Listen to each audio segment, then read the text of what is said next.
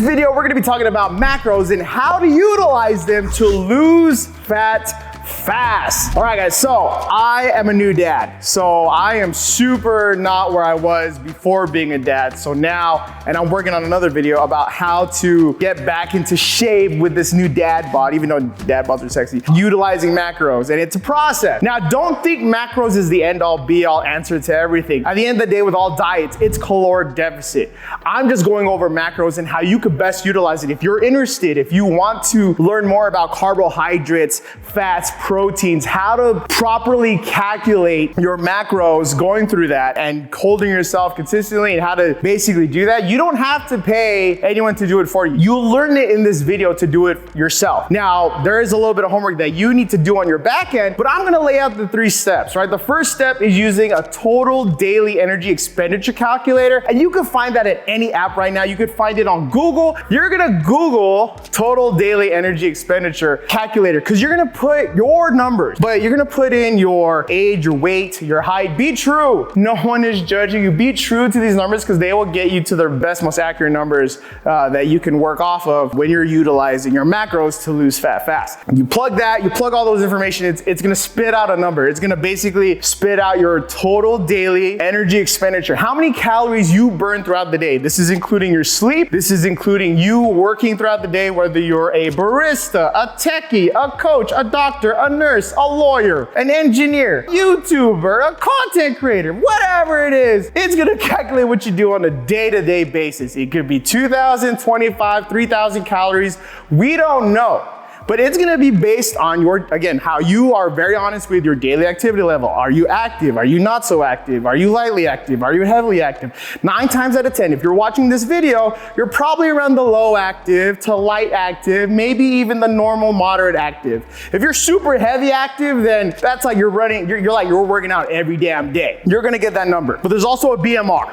I wanna go over that, the basal metabolic rate. Basal metabolic rate is how much your body burns at rest when you're completely sleeping, and also how much your body requires to burn and to use to just be in existence, to just live. Not so much working the extra energy to run a mile or to do your work tasks or daily tasks. It's just to keep you alive. That's basal metabolic rate. And it really depends on your height and weight, but you can see anything from 1,500 to 2,000, again, to 2,500 calories. It really depends on that. But focus on the daily energy expenditure.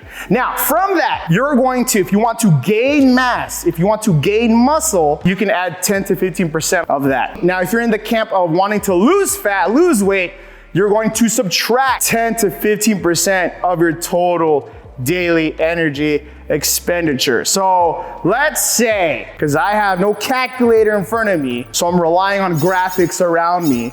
You start with, let's say you are at your total daily energy expenditure is 2,000 calories a day. Like throughout everything, you burn 2,000 calories a day. And we wanna start losing fat, losing weight. We're gonna subtract, let's start soft. Let's start easy, 10%, because I'm not great at the mathing. So 10%, 2,000 is 200. So we subtract 200 calories from 2,000, 1,800 calories. Now that is my new target calorie intake. So that was just step number 2. What I just talked about is subtracting or adding 10 to 15%. For those of you in this video who are watching who want to gain muscle or gain weight as a whole, eating a lot more isn't the answer. It's actually creating the stress and demand for your body to adapt and improve and build tissue. And I'll go over that in another video. But don't rely so much on eating is a big part of it, but there has to be a reason for your eating for you to actually gain the weight. The third step to figuring out your macros, again, you can do balance,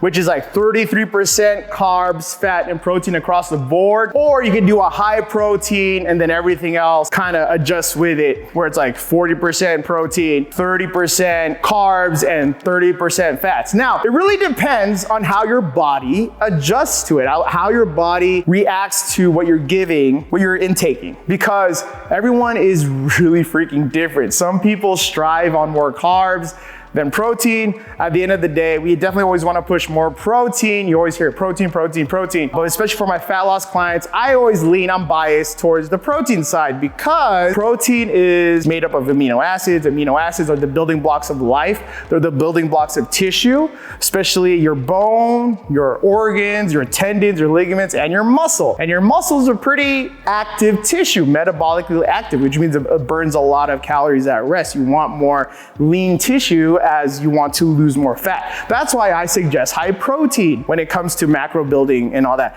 But you basically take your, let's say 1800 calories for this example, and you divvy it up. Out of 1800 calories, 40% of those calories are protein. 30% of those calories are carbs. 30% of those calories are fats. And you start from there. And as a coach, I'm gonna give you this secret that no one else fucking talks about. What you can do for yourself is start tinkering it with yourself and track down how you feel. Because eating is very innate to us.